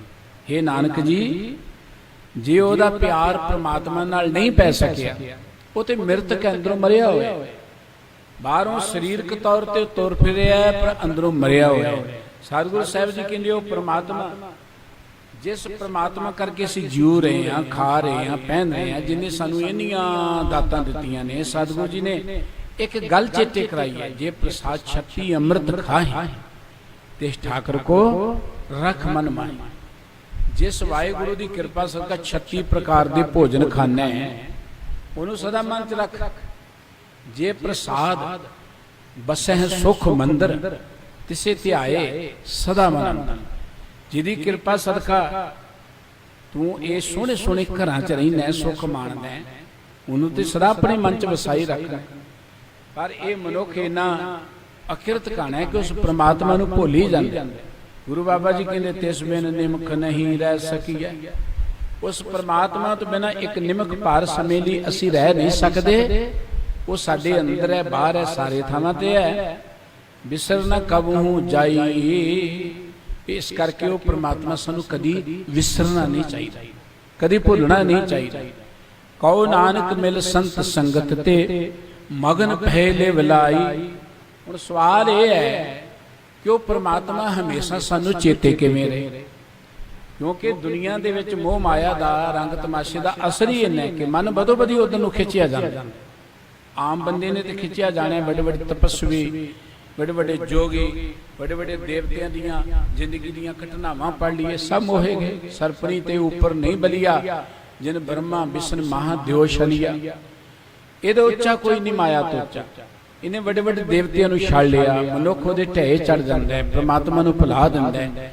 गुरु बाबा जी कहते हैं कि जिस परमात्मा ने इन्ना कुछ सानू दिता है, जिहदे तो बिना असीं एक छिन जीव नहीं सकते, वो सानू कदी विसरे ना।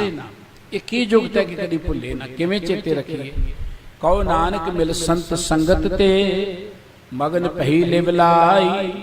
ਸਤਿਗੁਰੂ ਜੀ ਕਹਿੰਦੇ ਸੰਤ ਸੰਗਤ, ਗੁਰੂ ਦੀ ਸੰਗਤ ਵਿੱਚ ਆ ਕੇ। ਬਾਬਾ ਕਬੀਰ ਸਾਹਿਬ ਜੀ ਨੇ ਜਿੱਥੇ ਕਿਹਾ ਸੀ ਨਾ ਕਿ ਸਨਕ ਸਨੰਦ ਮਹੇਸ਼ ਸਮਾਨਾ, ਸੇਖ ਨਾਗ ਤੇਰੂ ਮਰਮ ਨ ਜਾਨਾ, ਸੰਤ ਸੰਗਤ ਰਾਮ ਹਿਰਦੈ ਬਸਾਈ। ਭਾਈ ਮੈਂ ਤਾਂ ਉਸ ਪ੍ਰਮਾਤਮਾ ਨੂੰ, ਰਾਮ ਨੂੰ ਸੰਤ ਸੰਗਤ ਰਾਹੀਂ ਆਪਣੇ ਹਿਰਦੇ 'ਚ ਵਸਾ ਲਿਆ। ਉਹਦੇ ਗੁਣਾਂ ਵਾਲੇ ਬੰਨੇ ਨਹੀਂ ਮੈਂ ਜਾਂਦਾ ਕਿ ਕਿੰਨੇ ਗੁਣ, ਉਹਦੇ ਗੁਣ ਅਨੰਤ ਨੇ, ਗਿਣਤੀ ਮਿਣਤੀ ਵਾਲੇ ਬੰਨੇ ਨਹੀਂ ਮੈਂ ਪੀ ਜਾਂਦਾ। ਪਰਮਾਤਮਾ ਦੇ ਗੁਣ ਗਾ ਕੇ ਅਸੀਂ ਆਨੰਦ ਮਾਣਨਾ ਹੈ। ਅਸੀਂ ਗੁਣ ਗਿਣ ਕੇ ਲੈਣਾ ਵੀ ਕੀ ਹੈ? ਗਿਣ ਸਕਦਾ ਹੀ ਨਹੀਂ ਕੋਈ, ਪਹਿਲੀ ਗੱਲ ਇਹ। ਦੂਜੀ ਗੱਲ, ਜੇ ਸਕਦਾ ਵੀ ਤੇ ਆਪਾਂ ਗਿਣ ਕੇ ਲੈਣਾ ਕੀ ਹੈ? ਸਾਡਾ ਮਸਲਾ ਤੇ ਜ਼ਿੰਦਗੀ ਆਨੰਦ ਮਾਣਨ ਦਾ ਹੈ ਨਾ। ਜੇ ਆਪਾਂ ਆਨੰਦ ਮਾਣ ਹੀ ਨਾ ਸਕੇ ਤੇ ਫਿਰ ਗੁਣਾਂ ਦਾ ਲਾਭ ਕੀ ਹੋਇਆ? ਗੁਰਬਾਣੀ ਪੜ੍ਹਨੀ ਹੈ ਆਨੰਦ ਮਾਣਨ ਦੀ, ਗੁਰਬਾਣੀ ਪੜ੍ਹਨੀ ਜ਼ਿੰਦਗੀ 'ਚ ਚਾਹ ਮਾਣਨ ਦੀ। ਹੁਣ ਜੇ ਮੈਂ ਗਿਣਤੀ ਹੀ ਕਰਦਾ ਰਿਹਾ, ਇੰਨੇ ਪਾਠ ਕਰ ਲਏ, ਇੰਨੀ ਵਾਰੀ ਗੁਰੂ ਗ੍ਰੰਥ ਸਾਹਿਬ ਜੀ ਦੇ ਪਾਠ ਕਰ ਲਏ, ਇੰਨਾ ਕੁਝ ਕਰ ਲਿਆ, ਉਹ ਤੇ ਮੈਂ ਗਿਣਤੀਆਂ 'ਚ ਪੈ ਗਿਆ। ਕਰਨਾ ਮੁਬਾਰਕ ਹੈ, ਕੋਈ ਜਿੰਨਾ ਚਿਰ ਮਰਜ਼ੀ ਕਰੇ, ਵੱਧ ਤੋਂ ਵੱਧ ਕਰੇ ਪਾਠ। ਗੁਰਬਾਣੀ ਦਾ ਕਰਨਾ ਜ਼ਰੂਰੀ ਵੀ ਹੈ, ਔਰ ਜਿਹੜੇ ਕਰਦੇ ਉਹ ਵਡਭਾਗੀ ਨੇ। ਪਰ ਜੇ ਗੁਰਬਾਣੀ ਪੜ੍ਹ ਕੇ ਆਨੰਦ ਹੀ ਨਾ ਆਇਆ ਸਾਡੀ ਜ਼ਿੰਦਗੀ 'ਚ, ਜੇ ਗੁਰਬਾਣੀ ਪੜ੍ਹ ਕੇ ਅਸੀਂ ਆਪਣੇ ਜੀਵਨ ਨੂੰ ਕੋ ਸਵਾਰ ਨਾ ਸਕੇ, ਜੇ ਗੁਰਬਾਣੀ ਪੜ੍ਹ ਕੇ ਸਾਡਾ ਜੀਵਨ ਆਦਰਸ਼ਕ ਨਾ ਹੋ ਸਕਿਆ, ਜੇ ਗੁਰਬਾਣੀ ਪੜ੍ਹ ਕੇ ਅਸੀਂ ਦੂਜਿਆਂ ਲਈ ਜਿਉਣ ਦਾ ਕੋਈ ਯਤਨ ਨਾ ਕਰ ਸਕੇ, ਤੇ ਉਹ ਬਹੁਤੇ ਪਾਠ ਕਰਨ ਦਾ ਲਾਭ ਕੀ ਹੋਇਆ? ਦੇਖੋ, ਕੋਈ ਨਲਕਾ ਚਲਾਉਨੇ ਅਸੀਂ ਪਿਆਸ ਬੁਝਾਉਣ ਲਈ ਚਲਾਉਨੇ, ਪਿਆਸ ਲੱਗੀ ਹੈ ਨਲਕੇ ਕੋਲ ਜਾਂਦੇ ਆ, ਨਲਕਾ ਅਸੀਂ ਚਲਾ ਲੈਂਦੇ, ਨਲਕਾ ਚੱਲਦਾ ਪਿਆਸ ਅਸੀਂ ਪਾਣੀ ਪੀ ਲੈਂਦੇ ਆ, ਉਹਨੂੰ ਫਿਰ ਬੰਦ ਕਰ ਦਿੰਦੇ, ਪਿਆਸ ਬੁਝ ਜਾਂਦੀ ਹੈ। ਬਾਣੀ ਤੇ ਪੜ੍ਹਨੀ ਸੀ ਪਿਆਸ ਬੁਝਾਉਣ ਦੇ ਲਈ, ਹੁਣ ਨਲਕਾ ਚਲਾਉਣਾ ਪਿਆਸ ਬੁਝਾਉਣ ਲਈ। ਪਰ ਕੋਈ ਬੰਦਾ ਕਹਿ ਕੇ 100 ਨਲਕਾ ਚਲਾ ਦਿਓ, ਬਈ ਮੈਨੂੰ ਪਿਆਸ ਲੱਗੀ ਹੈ, 100 ਨਲਕਾ ਚਲਾ ਦਿਓ ਤੇ ਨਲਕੇ ਦੇ ਨੇੜੇ ਹੀ ਨਾ ਆਏ, ਨਲਕੇ ਦਾ ਪਾਣੀ ਪੀਵੇ ਨਾ, 100 ਨਲਕਾ ਚਲਾ ਦਿਓ, ਤੇ ਉਹਦਾ ਕੀ ਲਾਭ ਹੋਏਗਾ? ਉਹ ਤੇ ਆਪਾਂ ਕਵਾਂਗੇ ਪਾਣੀ ਵੇਸਟ ਹੀ ਜਾ ਰਿਹਾ ਹੈ ਨਾ। ਹੁਣ ਬਾਣੀ ਹੈ ਪਿਆਸ ਬੁਝਾਉਣ ਦੀ, ਬਾਣੀ ਹੈ ਜ਼ਿੰਦਗੀ ਦੇ ਦੁੱਖਾਂ ਤੋਂ ਮੁਕਤੀ ਪ੍ਰਾਪਤ ਕਰਨ ਦੀ। ਉਹ ਤੇ ਜਦੋਂ ਅਸੀਂ ਪੜਾਂਗੇ, ਦੇਖੋ ਨਾ, ਪਾਣੀ ਗਲਾਸ 'ਚ ਜਿੰਨਾ ਪੀਣਾ ਉਹਨਾਂ ਲਵਾਂਗੇ, ਉਹ ਤੇ ਸਾਰਥਕ ਹੈ, ਪਿਆਸ ਬੁਝਾਏਗਾ। ਪਰ ਜੇ ਤੁਸੀਂ ਗਲਾਸ 'ਚ ਪਾ ਕੇ ਪੀਤਾ ਹੀ ਨਹੀਂ, ਕੇਵਲ ਨਲਕੇ ਹੀ ਚਲਾ ਦਿੱਤੇ, ਤੇ ਉਹਦਾ ਕੀ ਅਰਥ ਹੈ? ਗੁਰਬਾਣੀ ਪਿਆਸ ਬੁਝਾਉਣ ਲਈ ਹੈ, ਇਹਨੂੰ ਪਿਆਰ ਨਾਲ ਪੜਾਂਗੇ, ਪਿਆਸ ਬੁਝਦੀ।